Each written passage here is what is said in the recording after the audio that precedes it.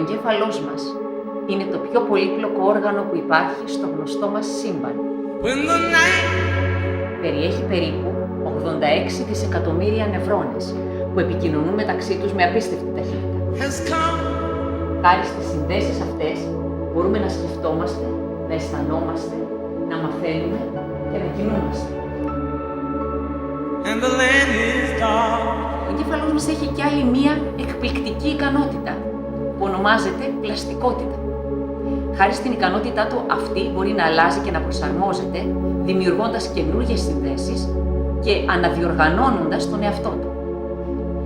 Χάρη σε αυτήν την εκπληκτική ικανότητα του εγκεφάλου μας, μπορούμε να μαθαίνουμε νέες δεξιότητες, να αναρρώνουμε από τραυματισμούς και να προσαρμοζόμαστε σε νέες καταστάσεις.